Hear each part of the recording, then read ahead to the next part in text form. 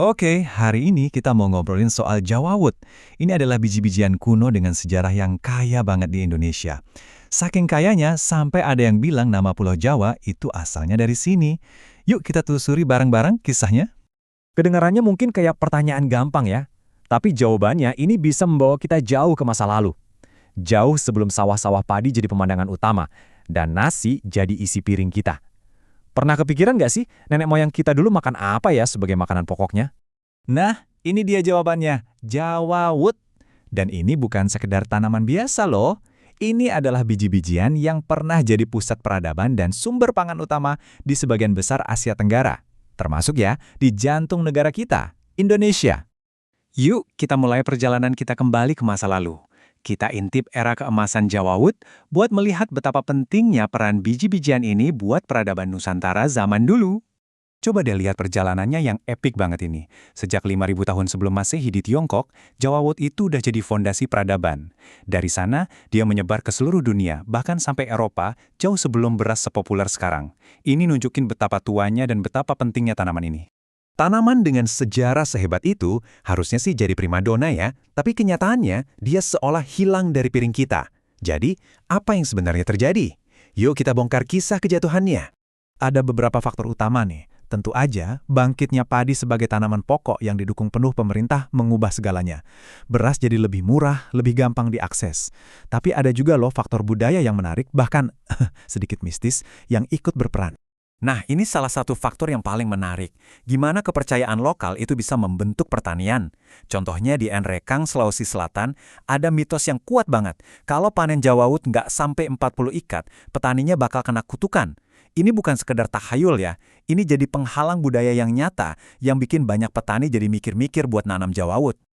Tapi, tunggu dulu, cerita jawawut ini belum selesai. Justru disinilah titik baliknya. Yuk kita ungkap kekuatan tersembunyi dan manfaat luar biasa dari biji-bijian yang sempat terlupakan ini. Gampangnya gini, jawawut atau nama kerennya Setaria italica itu bagian dari keluarga millet.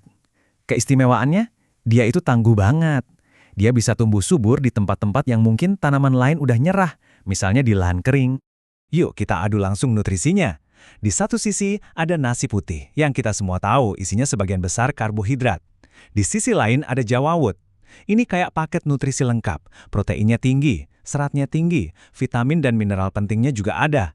Perbedaannya jauh banget. Dan angka ini merangkum semuanya. Menurut data dari Kementerian Pertanian, kandungan gizi jawawut itu 3-5 kali lebih unggul dibanding beras. Coba bayangin, 3-5 kali lipat. Ini perbedaan yang signifikan banget. Manfaatnya nggak berhenti di situ aja. Indeks glikemiknya yang rendah bikin dia bagus buat penderita diabetes. Di dapur dia juga fleksibel banget.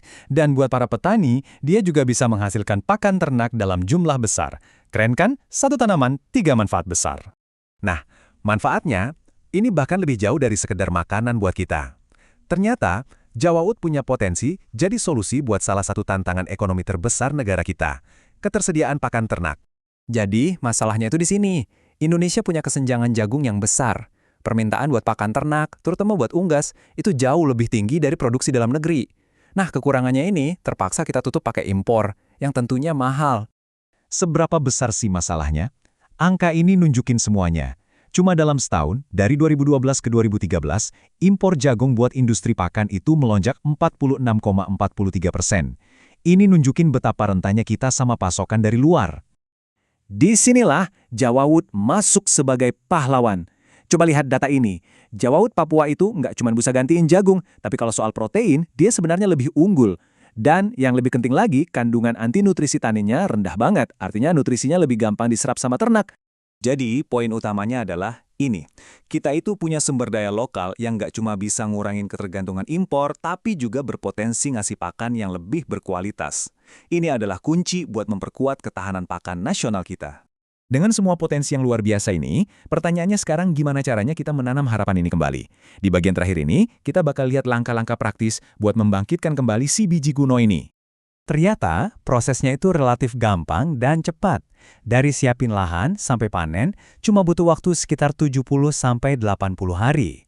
Ini bikin Jawa Wood jadi tanaman yang efisien banget buat petani, bahkan bisa beberapa kali panen dalam setahun. Dan inilah wujud dari potensinya. Dari tanaman hijau yang tangguh di ladang, sampai jadi butiran emas bernutrisi yang siap diolah. Siklus yang efisien ini nunjukin betapa nyata dan terjangkaunya potensi Jawa Wood, dari benih sampai ke piring kita.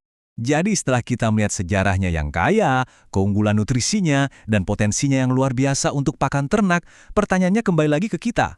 Apakah kita siap untuk memberikan Jawa Wood kesempatan kedua? Jawabannya mungkin akan menentukan masa depan ketahanan pangan kita.